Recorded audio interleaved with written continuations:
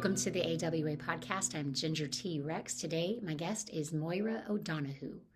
Born in Ireland into much of the traditional culture and language, at 16, she had a holy, mystical religious experience, wishing to be faithful to and sustain something of that experience. She concluded her next best step was to join the nuns. And she's still there today, 60 years later. She spent 11 years in Kenya, a famine-stricken desert area, later moving to a more urbanized part of that province, where she taught for 8 years. And she worked in a school until 1987, when she said she was feeling burned out and requested a sabbatical year. And it was there at Berkeley where she met Pat Snyder during the Christmas intercession.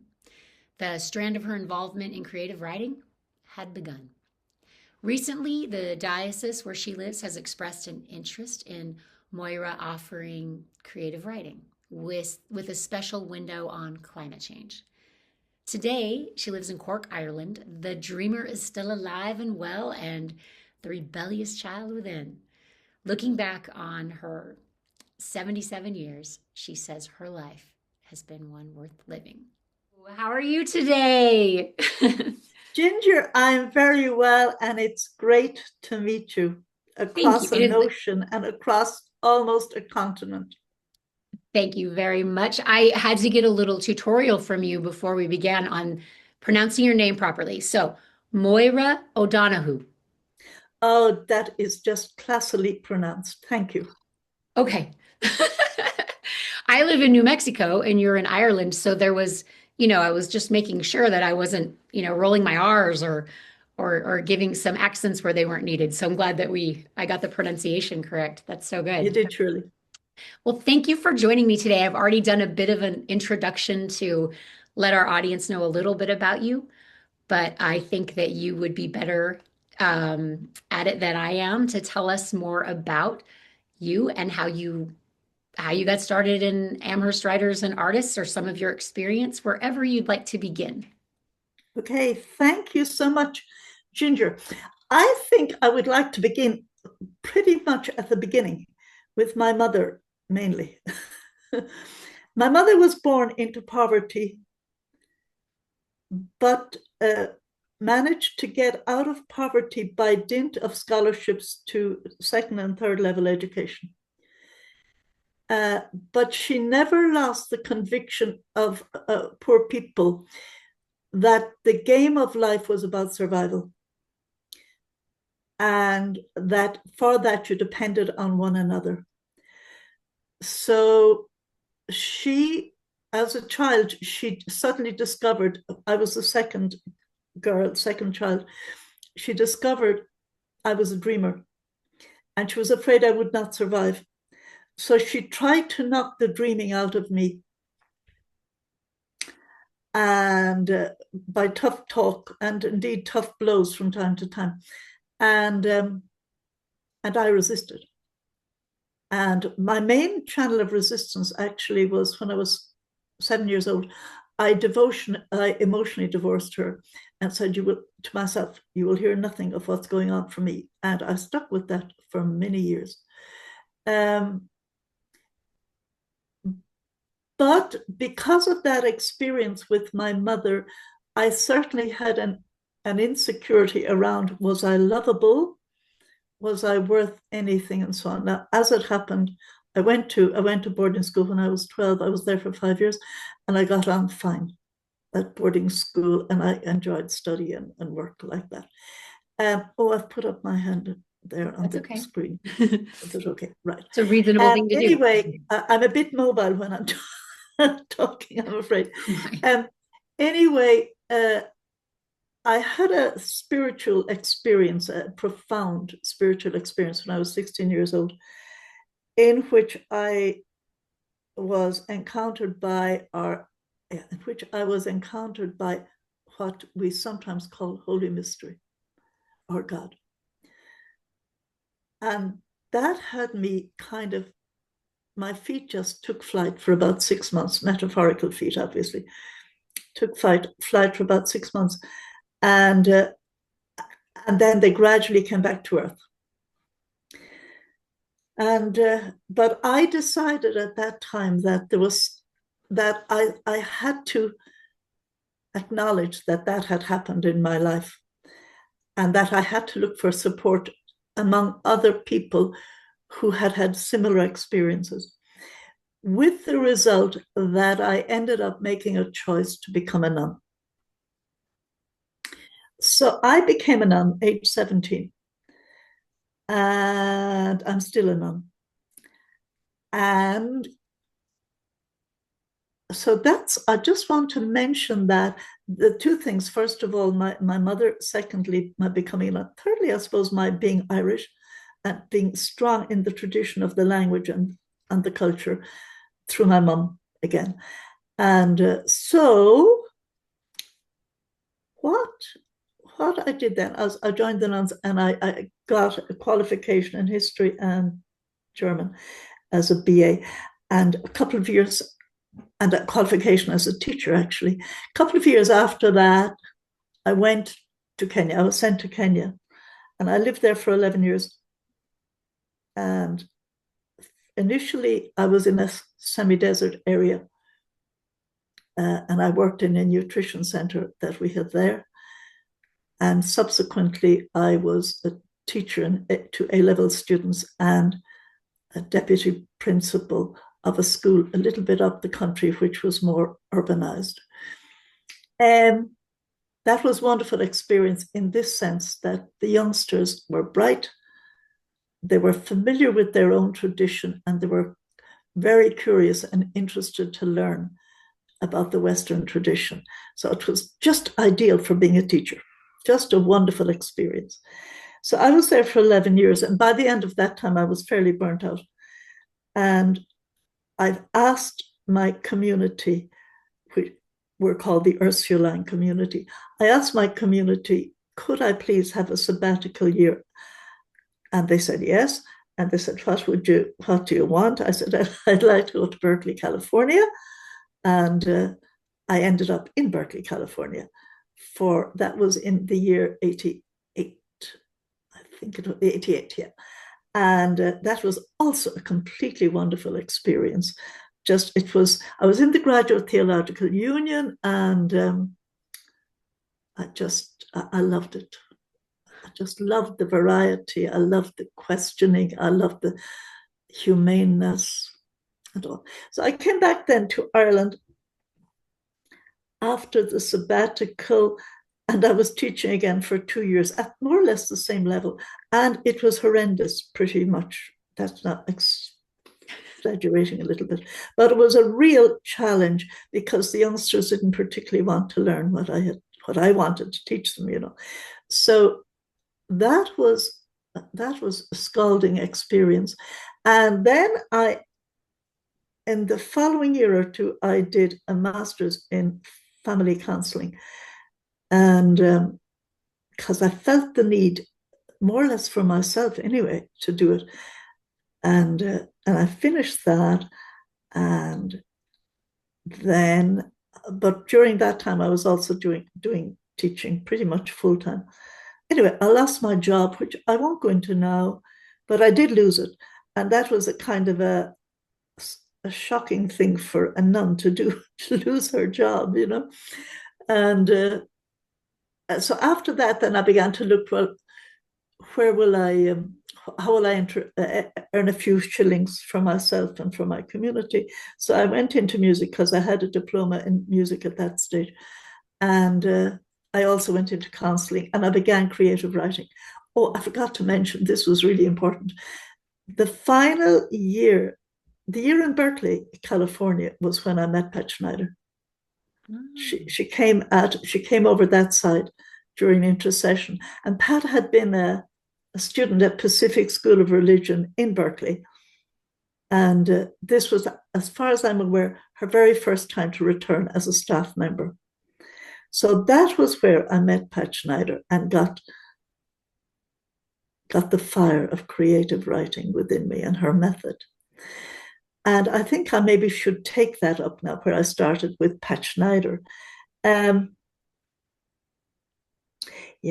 the very first stage. May I, that it was absolutely worth telling that. I just want to honor that and say all of that is so important and so incredible. And I'm really grateful that you shared that because I think it helps us understand you more coming into this next part of the conversation. So I'm grateful that you shared that and I want to just thank You're you. so welcome, Ginger. It certainly, all those things I mentioned have shaped me, to a greater or lesser extent. So I met Pat Schneider, that was in 88. And it was during intercession,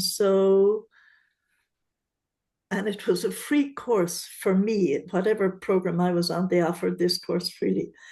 And so I knew nobody around San Francisco. So I wasn't going anywhere. I wasn't visiting anyone. So I went to creative writing. And because one of my teachers had told me at school, you have a way with words, Máire, So that was one of the few That's one of the few compliments I had ever received from an authority figure. So I was happy enough with that compliment and said, let me explore this a little more. So I went to creative writing with Pat, and Pat arrived in PSR into the room. I can still remember. And suddenly she stopped, and she was fairly appalled by the number of us who were there to take her course. We were 20 or maybe more than 20, and she had asked for maybe not more than 12. So here she was confronted with this thing, and she was back for the first time on the staff. She had been a student there years before, but here she was back as the staff, and she had received too many people for her method, And she came in, and she went out. She met somebody and she came in again. And there we were all sitting with our mouths open, waiting for her. And she said, I'm really sorry, but I want to tell you that I'm a little shocked at the numbers that are here. Because I asked them to do 12 maximum, and I forgot that, and so on and so forth. So I'm not certain how this will go, and so on. And immediately she won me over because she was being honest and she was being vulnerable and she was being weak, like I am sometimes and often very weak myself. So she won me over with that. And she went on then to offer us the method and to offer us give us prompts and offer us some of the exercises that she offered to new people. And I don't remember much about them because I knew nothing about the method at that stage.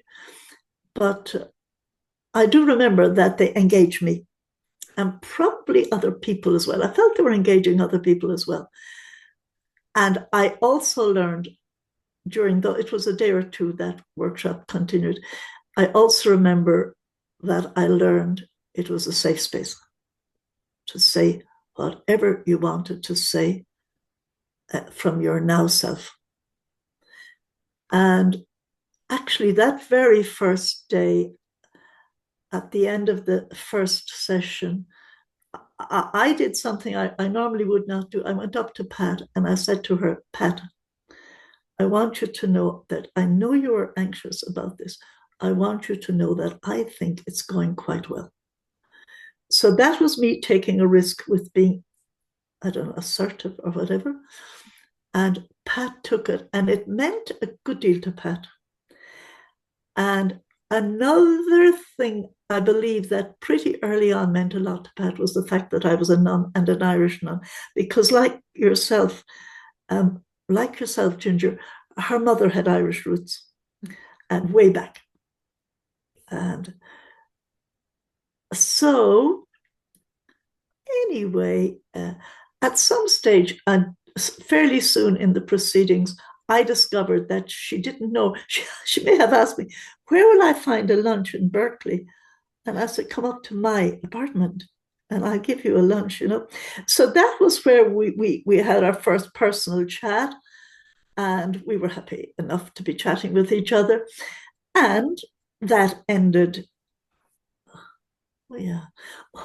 towards the end of that session, I said to Pat, if ever you're in Ireland, you'll be very welcome, and I will make you welcome, and I would love to share this method in Ireland.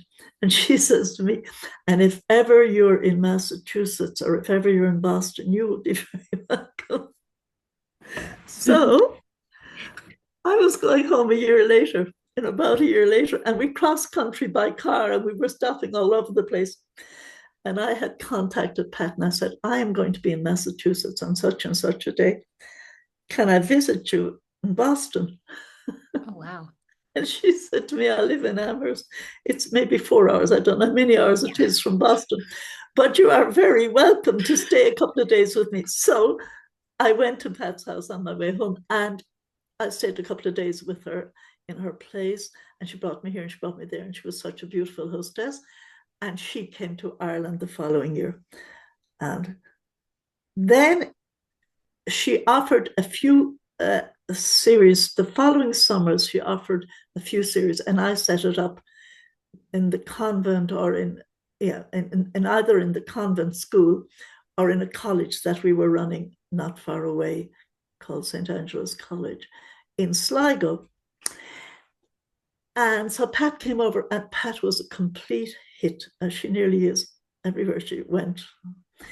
But she was a complete hit. And so she came back to Ireland on a number of occasions subsequently, not always organized by me, but organized by someone else. And her name began to spread among people who were interested in creative writing. So Pat and I became good friends over that period. And yeah, that maybe is all that's appropriate to talk about just for now. Ginger, if you have more specific questions, I would certainly be happy to Well, I'm wondering then respond. when you became did you take the training and then did you become when did you decide to take the training and share Oh, this? I forgot that bit. I did take the training. I told you I lost my job at some stage in the early-ish 90s, and I began to look for more part-time work and bits and pieces of work, which I got, but which were bitty. And my mother at that stage was suffering from dementia, had started dementia and needed care. So in the year 97, I went down to take care of my mother in the west of Ireland and was with her for the year and a half before she died. And that was actually quite wonderful. We reconciled, and she was very funny as well as being very wicked. She was actually very funny, and she passed on her funny gene to me, which I'm very grateful for actually. And so I was with Nan, and oh yeah, I had arranged with my siblings. We're one of five. I had arranged with my siblings that every fortnight or so,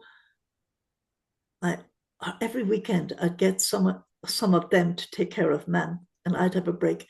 And that every year, because we didn't know how long it was going to last, that every year I would actually take a week or a fortnight. I forget what it was. Yeah. That they would give me a week or a fortnight, and I'd do my own gallivanting wherever I wanted. And then I decided, because Pat had been inviting me, I decided I would take it in October, November of 98. And I would go over to Pat's house again and get my training there. Mm-hmm. So that's where I got my training with Pat. It was excellent.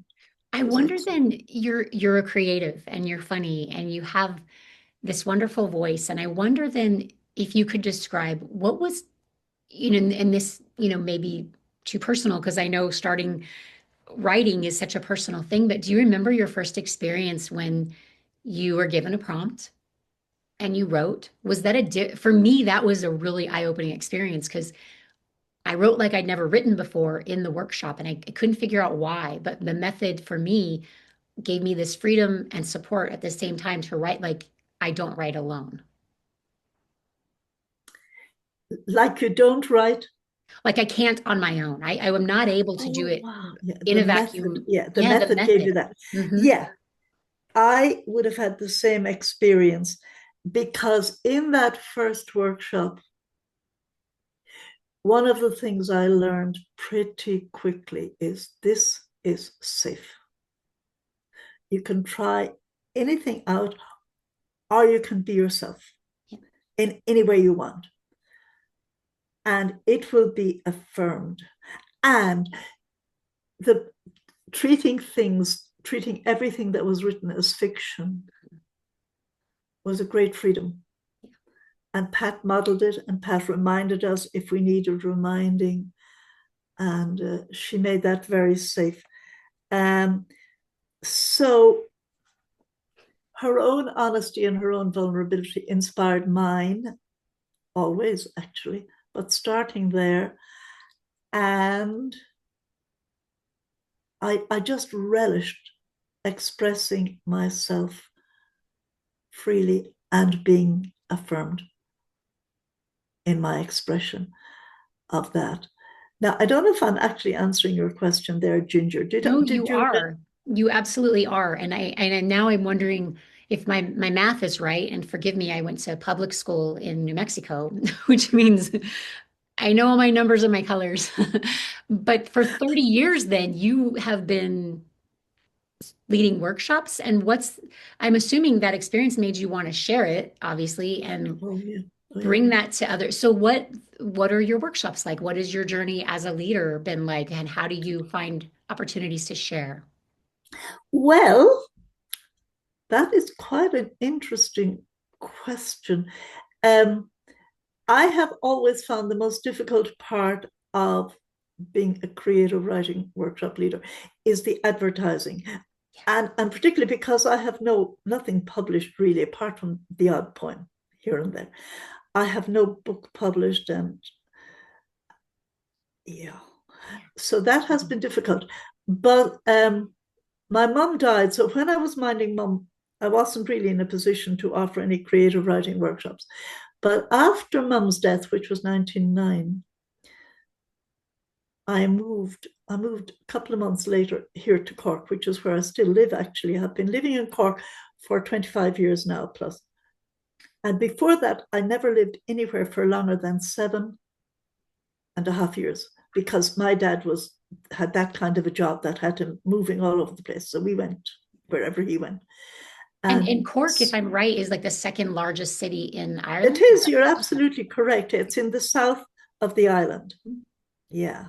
It's a nice place to live, actually. So I've been living here now for over 25 years.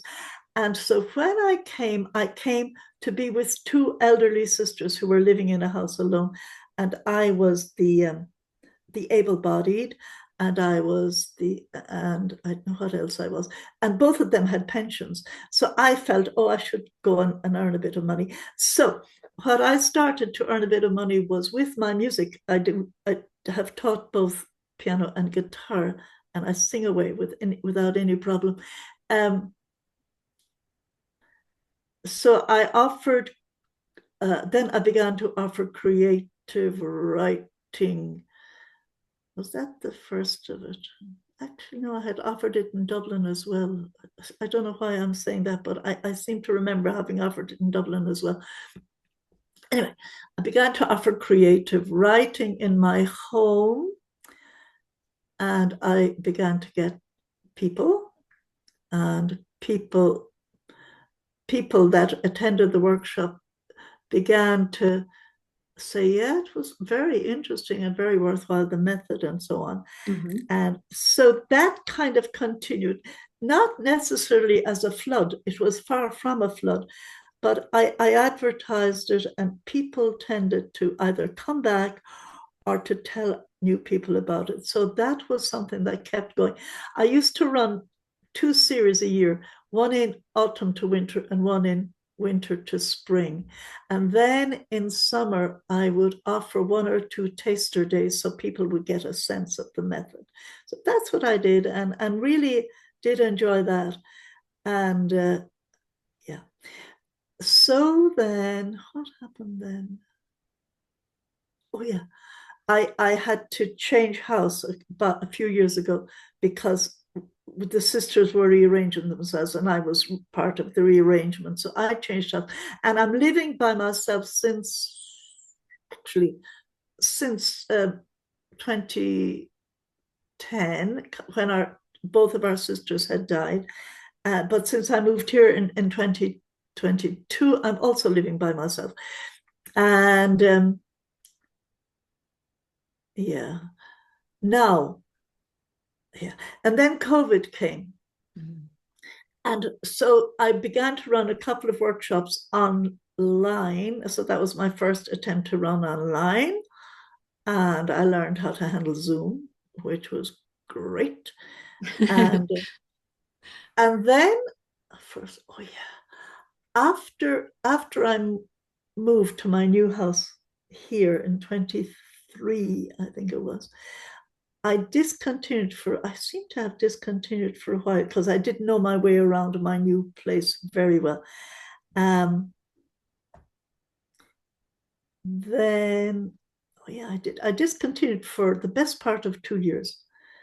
And then last September, I started again.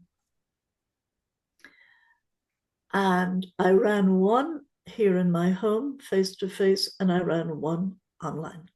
Mm. But actually, I had forgotten this. Prior to that time, there was there's a very big passion in me for climate and environment, really, really big passion. And I wanted to see how can I wed that with creative writing and with music in the church, in a church context. So I began to have a meeting with a group in town around the cathedral in town. And forgot to mention, I have very bad eyesight and haven't driven since about 2010. So that is a definite problem for me in terms of traveling anywhere. Anyway, in town, there was a kind of an interest in climate in the cathedral parishes there, and I got involved there. And I said, I want to do creative writing. And then I began to wonder, how do you use Pat Schneider's method and still focus on climate? Because Pat Schneider's method is so free in terms of the prompts it offers. So I struggled with that for a little while, and then I kind of found a way forward that would please me to some extent, and was faithful to the method and was open to the climate. Yeah. Uh, but that hasn't happened yet. It kind of was dragging its heels. But by that, I mean, I don't know anyone in the cathedral parish, and I don't know the setup there. So I needed someone to be a vademecum, someone who was going to come with me. And so far, it hasn't taken on flesh, is what I want to say. But I'm still hopeful, but I'm also busy about other things at the moment. I'm busy about I'm the administrator of a group called Cork Let's, and Let's stands for Local Exchange Trading System, which is a way of people in a local area exchanging goods and services with no money changing hands. It's very exciting, wonderful vision, wonderful vision. And I'm also recently involved in what we've set up in Cork recently, Friends of the Earth. So I'm involved there, and so I'm busy, in other words. Yeah. And I seem to feel I'm busy about lots of things. I'm not well able to account for it, but anyway, I seem to feel I'm busy about lots of things. And at the back of my mind and of my shoulders, always this thing in the diocese and climate and church and music and creative writing. That's stirring in my mind, but it has not yet, it lacks substance so far, that specific plan. And because I'm busy about stuff, I'm not even offering at the moment. I finished my last one in December. At the moment, I'm not even offering until I see what happens in the diocese and until I'm less busy as well. So Do you, that's me brought up to date now, if Ginger. people were watching and they did want to write with you, do you offer during like Write Around the World? Will you do a session or two and people can look for your name and maybe write with you there, or just wait and see? Like, how would they find out about your offerings if someone was saying, I really want to write with her? Like, if I said, Really. Um, I at the back of my mind also I must be involved in Right Around the World because I have been involved in the past and I kind of believe in it and I want to be supportive of it. And this is my refrain at the moment. Because I'm busy or preoccupied or something, I actually haven't even applied yet. but it is on my mind, and I it is haven't something either, so we'll both have to do that once we're finished with our interview. We'll have to go and so say, finish oh, with we should this. offer some sessions for Right Around. I need Yeah, to do that as well, by but the yeah, way. I hope to do that. And at the moment, because of that open door, which isn't fully opened, to the cathedral parish and to the climate and creative writing there, I haven't even offering it at the moment. Um, but now that I think of it, I'm pretty sure my contact details are on the AWA website. They are. And yeah, I'm pretty sure they're there. Yeah. And when I do get as far as offering something, if I'm particularly if I'm offering online, it will go in there. It will go in there, Yeah. Thank you for asking that question. Welcome. I have I wanted to, I mean, I don't want to end on this question if you have something else to say afterward, but I feel I'm just following my instincts on that. I feel like there's a question I want to ask you about. I love that you've brought in faith. I don't know that, that's a part of it for everyone, but I wonder if what your impression is or what you feel is often will the Lord put something in your heart, on your mind that if you're saying it's important to me, then God wants you to bring it forward. And for you, it's climate. And then find people that want to write about that. And do you think that's and since you are I would say I'll call you an expert in this arena of faith, would you say that God often will do that? Will put something on your heart that's so important to you, and He is saying, "Take this to fruition for me, for the good of people and for my world and for what I'm asking you to do." Is that sometimes why things are important and we're driven to write about them, in your opinion?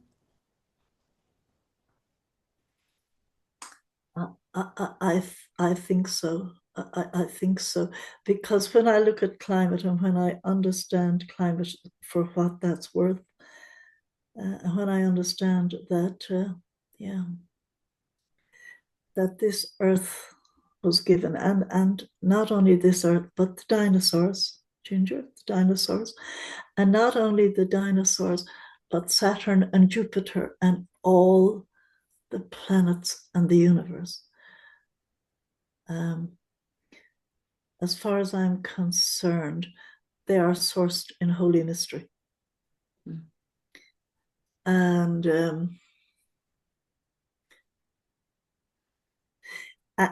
the earth is gift given, and not only gift given, but gift given to all the children of the earth, born equally naked, and therefore without entitlement. And the whole and Pat, this was such a big theme of Pat Schneider, who was born into poverty herself and hardship, and only escaped by the generosity of people, and people coming to see her and look for her and offer her money to follow up on her education and so on. There's a big stories there. Um, and Pat always, I said my mother never got over having been born in poverty, and it was the values of survival that was supreme for my mother.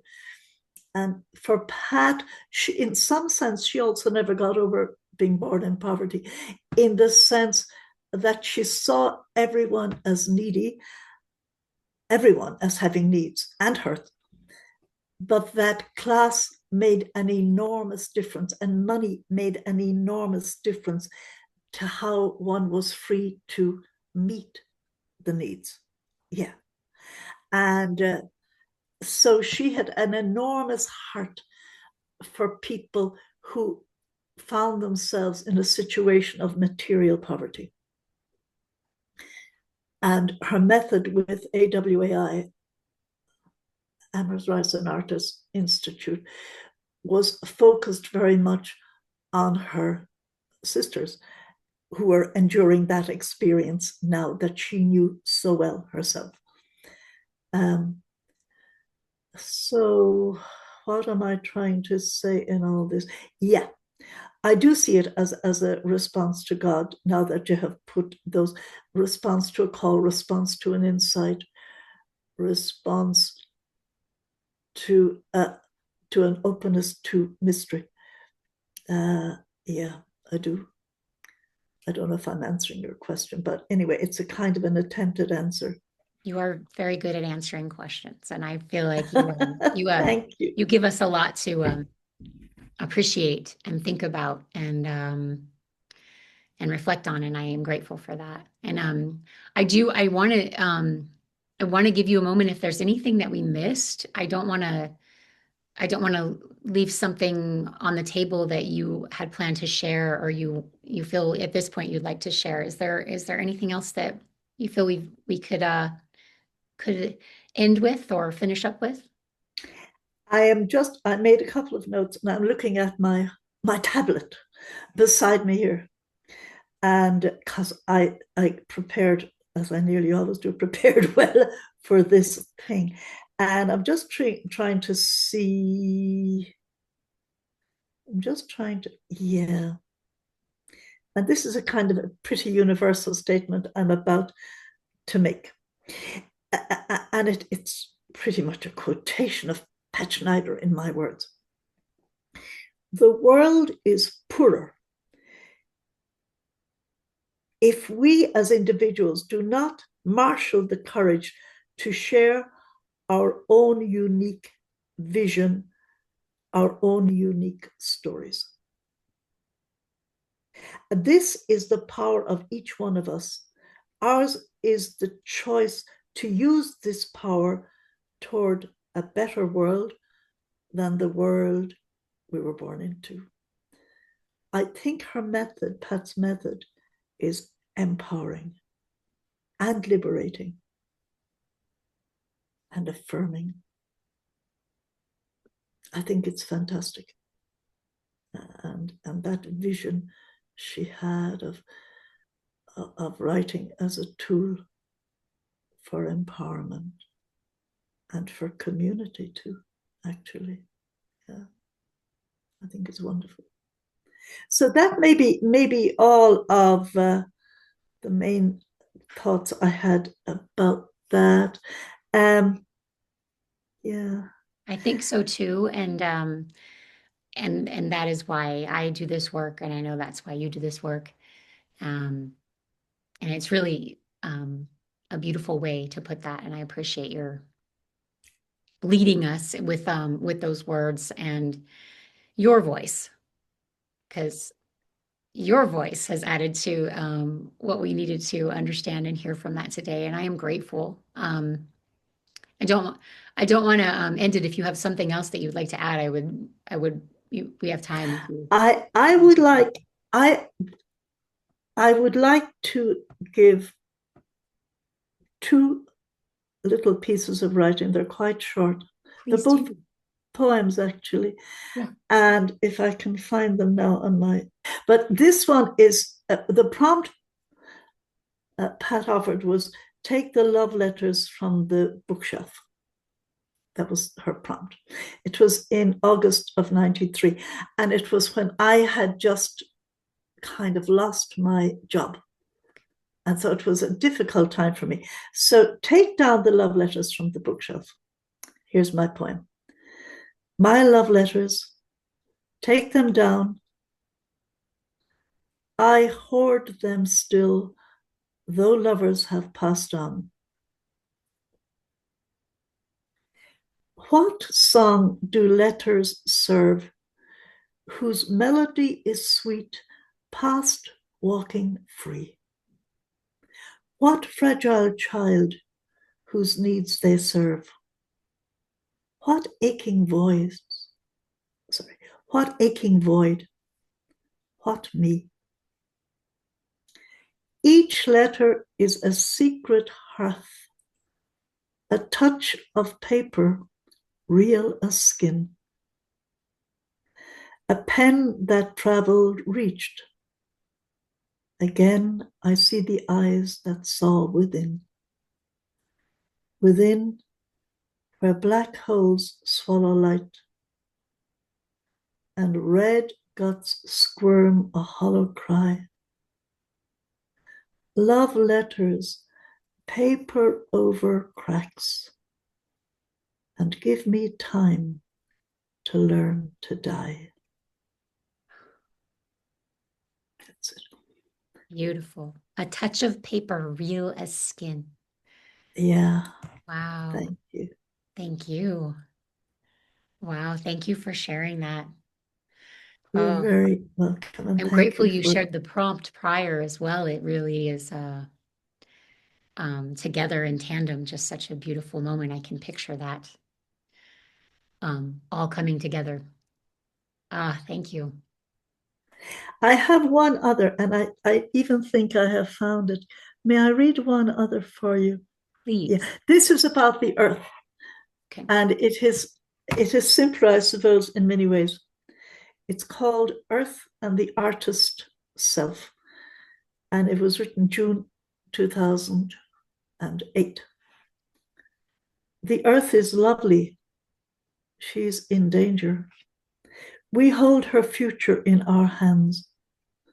We, aware now, we, her children, live from her waters, air, her land. Climate's changing, seas are rising. Brothers, sisters flee their homes. We need wit, imagination, souls on spades in soil, our poems. Here's a challenge, new adventure, time for cool minds, burning hearts. Tomorrows of our unborn children we hold in trust. Our call, life art. Mm. That's that Souls, one. souls on Unplanned. spades and soils and I'm glad you heard that bit. I'm so oh, glad you heard that bit. Yeah. oh, wow, rich, rich and beautiful. And thank you. Thank you for You are sharing that. so welcome, Ginger, and Ah, thank you for your invitation to be part of the podcast. It is my first time, and it's exciting. well, you are brave and you are generous, and I am grateful. So You're so welcome, Ginger. let's do it again. Ginger.